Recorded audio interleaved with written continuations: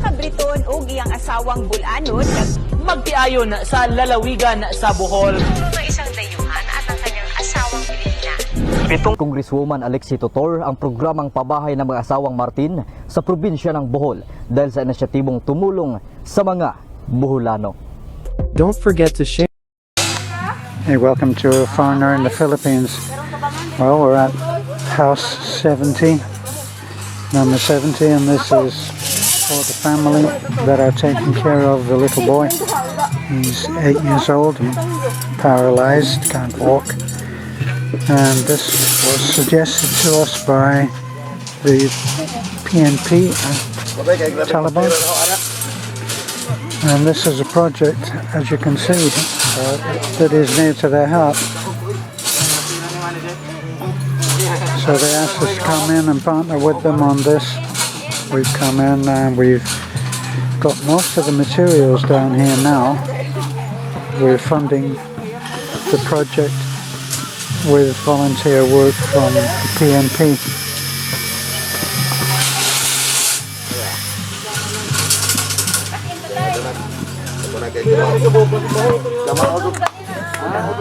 And that's the little boy.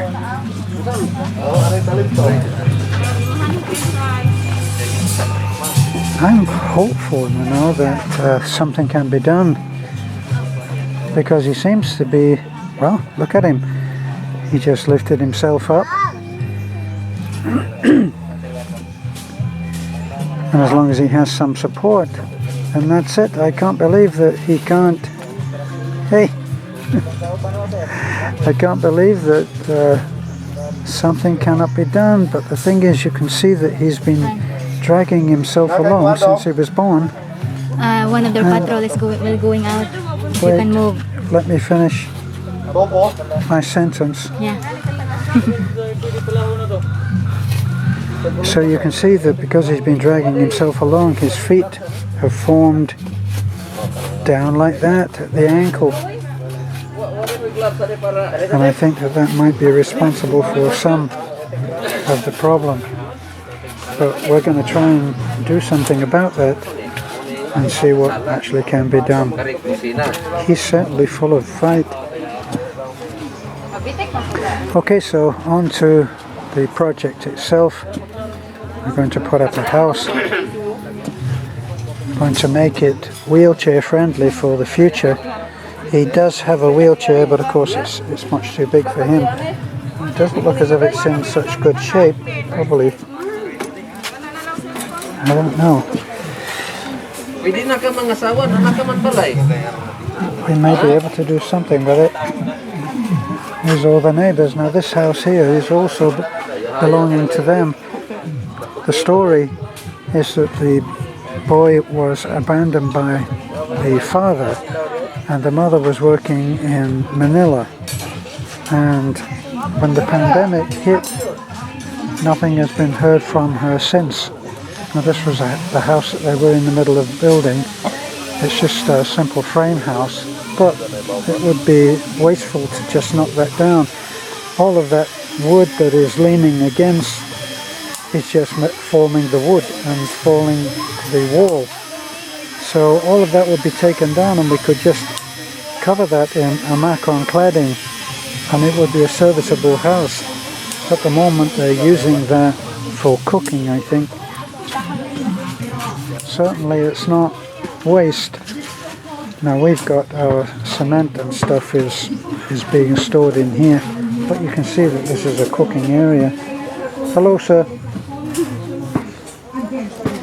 This is where they do all their cooking, and it looks like somebody actually may sleep there. Okay, so it does need some work doing on the framework, but mainly it's all there. And the roof is good. So we'll work with this.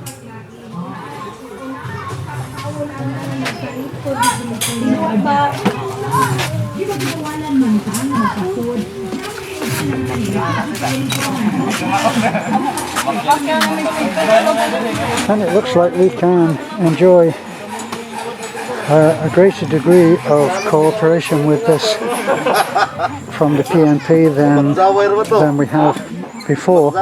Seems like they're willing to really be hands-on. This is the breaking ground today. This is the start.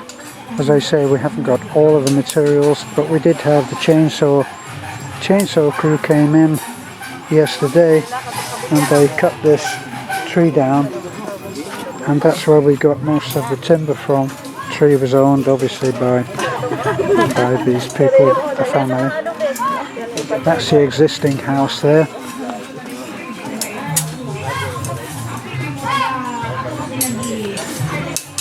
And what the PNP are part of is this. So it's about help, it's about cooperating. This is not something that we've suddenly got the police to be involved in. This is something that is actually in process, Taliban police station, and they are here to help us get the job done. So this is the old house, believe it or not.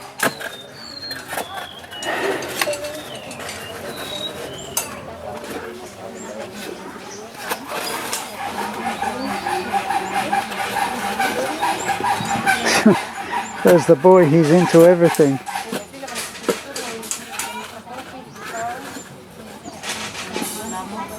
Now, when we tried to talk to that little guy, we tried to talk to him yesterday, and we tried pinching his legs at different places and asking him, did you feel that? And he kept saying no, but then Beth pinched him on the arm and said, did you feel that? He said no. Then she pinched him on the cheek, the top cheek, not the little one. And even when we pinched him on the cheek, he said he didn't feel it. So I think that it's about understanding there. He's fascinated with the holes. So what we're doing here, the main part is to get the pillars fitted in, and that means that we have to get all of that formwork done.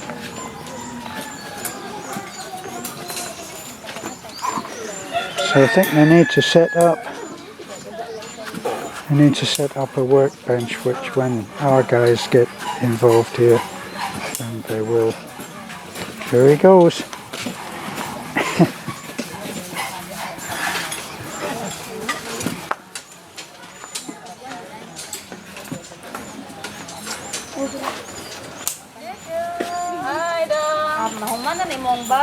So we're still having trouble with our cement mixer, and we were hoping to get that down here to get the job going faster.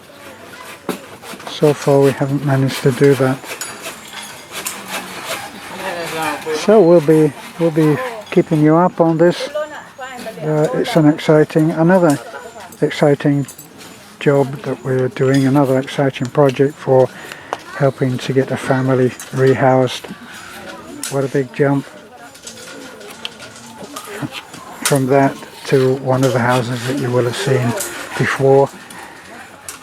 Certainly you will have seen, if you can imagine House 69 into this place, then you'll have a good idea of what. But we'll be giving some outside area is what the plan is, and we'll see how that goes.